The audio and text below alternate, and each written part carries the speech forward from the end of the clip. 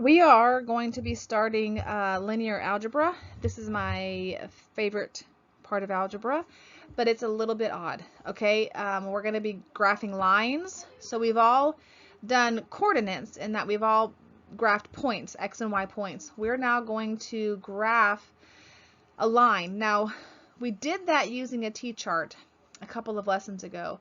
This is going to use, it's what's called the slope-intercept form, and I'll be honest, from now on, you will probably never ever have to use a t-chart. We have what's called slope-intercept form. We're going to jump into that today. Here's what I'm going to tell you. Do not make this harder than it is. The reality is this is a relatively simple thing. Just follow the steps and don't make it harder than it is. All right, we're going to go over a couple of things that will not make a whole lot of sense. I'm hoping some of you have seen this. Depending on where you were for Algebra 1, you should have seen this, but post-COVID, what should have happened is not really where we are normally.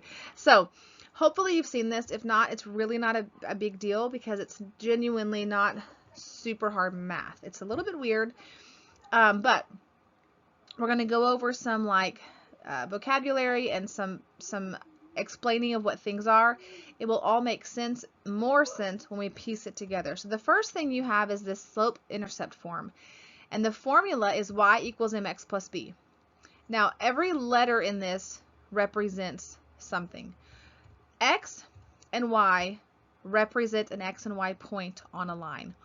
Remember, the x is the horizontal axis and the y is the vertical axis. So those are going to just be x and y.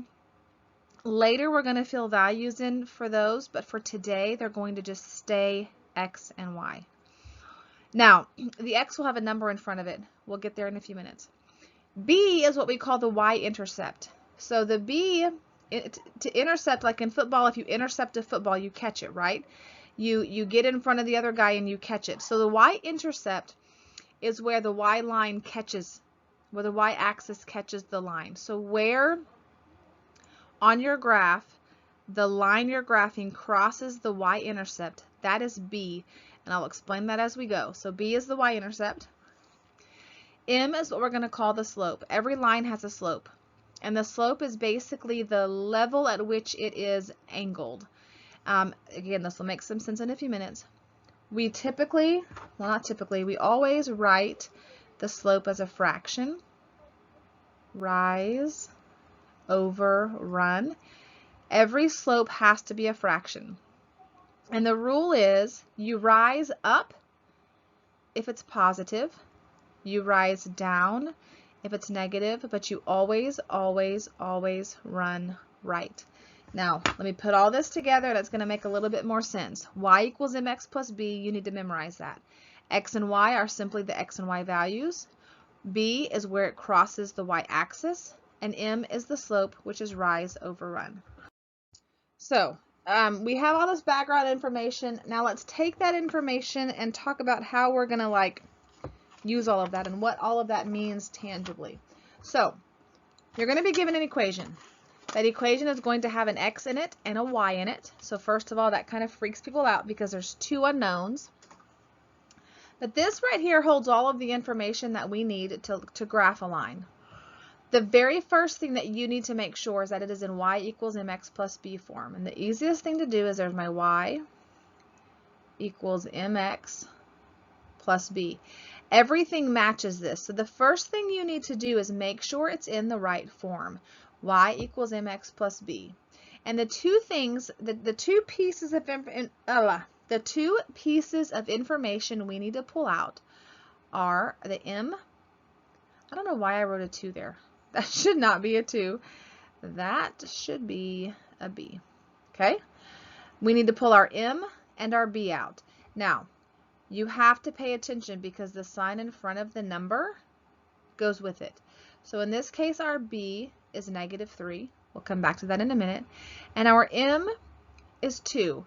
Except you have to remember the m is the slope, and the slope is always rise over run. So it has to be a fraction. It has to be a fraction.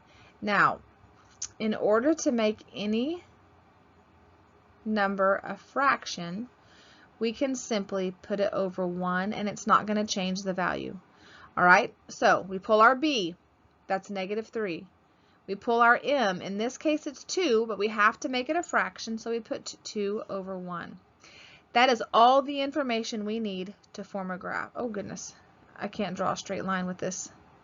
So I'm going to pencil in a graph here, all right?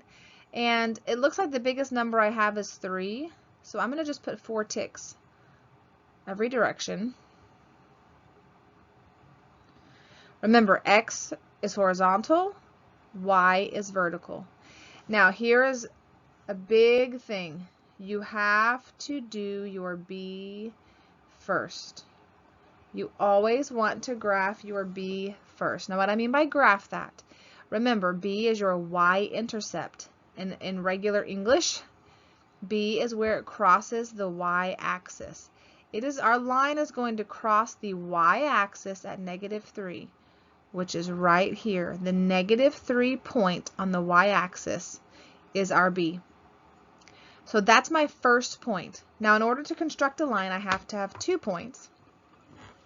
So what I'm going to do is from the b, that's the next thing you have to remember, is after you do your b,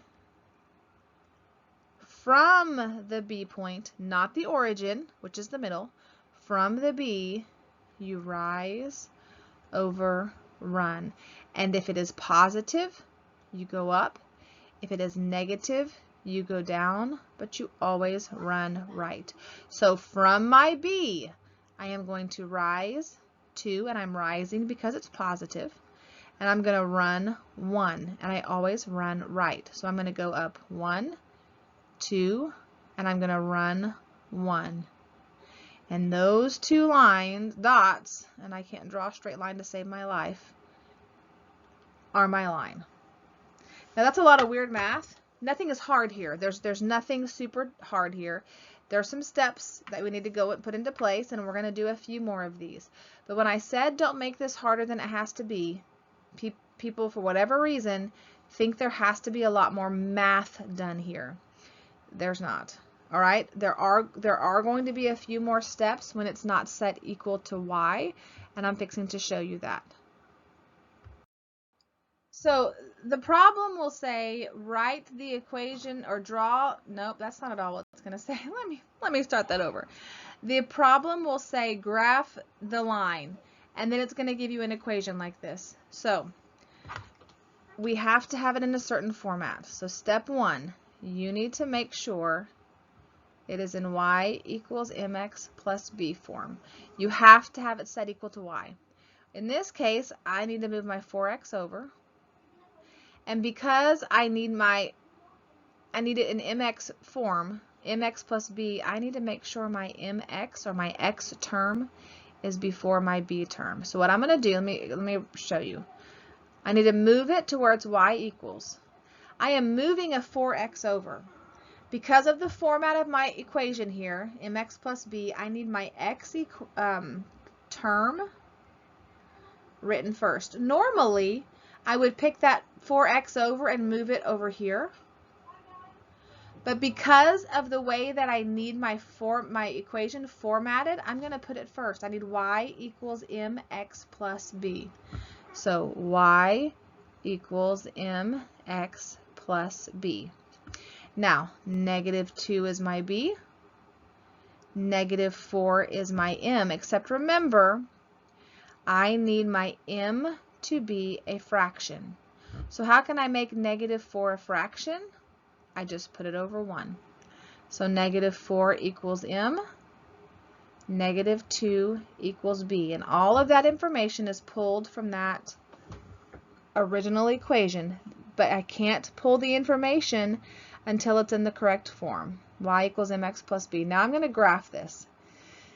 So what I'm going to do, I always do my b first. So I'm going to put my first point at -2 on the y-axis because the b is where it crosses the y-axis. Then from b, Don't start from the middle on this one. Start from the B. We're going to rise -4 and run 1. We rise up if it's positive. I'm going to run out of room. We rise down if it's negative. So I'm going to go down 1, 2, 3, 4. And I'm going to run 1. And there's that. And then there's my supposed to be line. Oh goodness, I need to learn how to draw a line with this thing. Okay, y equals mx plus b form. Pull your b, pull your m. Make sure your m is a fraction. And then graph them. Let's do one more of these. All right, the first thing we have to do is put it in y equals mx plus b form. I'm going to have to move my 3x over, and I'm going to have to move my -5 over. And remember, we want our x term first. Make sure your x term is first. So my understood plus 3x is going to become -3x. My -5 is going to become +5. And now I can just line that up. Y equals mx plus b. Here's my b. Here's my m. And I don't know why the examples in this textbook haven't given you a fraction for your m, because it happens a lot, but apparently it's not yet in our textbook. Which, by the way, I don't think I said this. This lesson, we're going to flip a few of these lessons because I don't like the way this textbook introduces information. So we actually skipped at least one lesson. We will go back to it, but we skipped ahead. I think it's just one, maybe 2 lessons. Then we'll back up and go backwards. But I like for you guys to see this lesson before we do the ones this textbook did first. All right, so y equals mx plus b. There's my b. B is at +5. And my m is at -3, but remember, I have to have a fraction. All right, so let me draw this.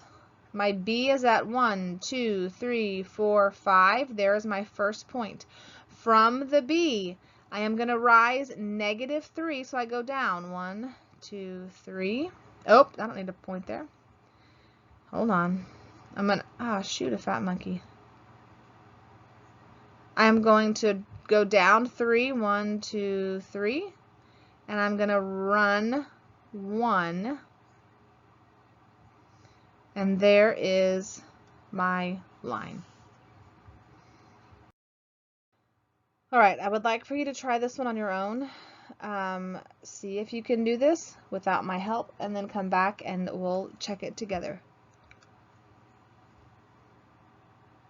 Okay, hopefully you've all tried this on your own. Let's look at solving this. What is our first step?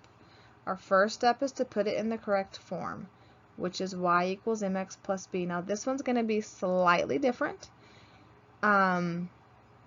which is why we're doing it. I'm going to move my x over. I'm going to move my 6 over, but remember, we want our x term first. The understood plus becomes a minus. The +6 becomes a -6. But here's where this gets a little bit different. I have a -2 with that y that I have to get rid of. Now, normally I move it over and divide it. I'm still going to do that, but the problem is I have 2 terms. So what I have to do is I have to divide it by both in order to eliminate it from this side. All right, what is understood to be with this x? A 1. Well, in this case, it's a -1. So I'm going to pull that fraction off. -6 divided by 2 is -3. This part right here is the hardest part. This is the hard math part, and it's not necessarily hard. It's just solving for a variable, but you have a variable in your answer, so sometimes it makes it a little tricky. So we'll do another one of these with that in a minute. So I've picked up the 2, moved it over, and I've divided both pieces. The slope, though, is where this gets tricky, because not tricky, but strange. I need to pull the fraction part out. Instead of having -1x, I need to have -1/2 x. And they're the same thing, just written in a different format. The reason I need that is because I need my b, which is -3, but then I also need my rise over run. So that is not going to give me enough room in the negative sides. B is -3. B is the y-intercept. There's my first point. From there, I'm going to rise -1, and I'm going to run 2. Remember, we go down if it's negative, but we always, always, always run right. And there's that one. Let's do one more. One more. Try this one on your own. Take a few minutes. Try it. See if you can get it, and then come back and check your work. All right. Hopefully, hopefully you have worked this one, and now you can check it with me. First thing I need to do is solve for x. I'm going to move my 2x over. Remember, I'm going to keep my x term first. My understood plus becomes a minus. I'm not moving the 6, so it's going to stay just like that. Now I need to get y by itself. The 3 is being multiplied on the left because two things side by side with no sign means multiply. So to get rid of that, or when I pick it up and move it, I have to divide that's not a 3. I have to divide everything on this side by 3. So for my m, I need to pull out just the fraction part. I don't need the x to know what my m is. It's going to be -2/3. Just need the fraction. Now, I don't know why I put a plus there. 6/3 can reduce. 6/3 is simply 2. One of your homework problems asks you just to write the equation, not to actually graph it. So when I divided that, that went away. So my equation is technically this, because I've simplified everything. I've simplified my m, and I've simplified my b. So pay a little bit of attention during homework time, during your homework time, because you may not have to graph it. In this case, we're going to graph it. There's my equation, and now I'm going to graph it. I always graph my b first. In this case, it's 2. From that point, I'm going to rise over run. From that point, I rise -2, which puts me on the line. That's okay. You can be on the line. And then your rise over run, I'm going to rise down 2, and I'm going to run. We always run right 3, and there's my second point. And that's all there is to it. For homework, you're going to do page 71 and 72. Now, on 71, you only need to do exercise 2.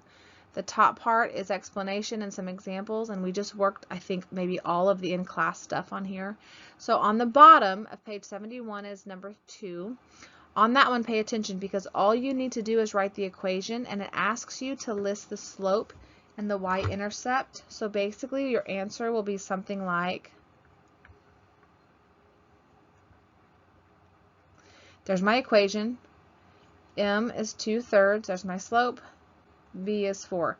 So on page 71, all it wants is the equation and your slope. Page 72, you're given an m, and you're not given an equation. I'm sorry. On page 72, you're given m and you're given b. You're told m is 1/2. You're told b is -2, and your job is to graph it.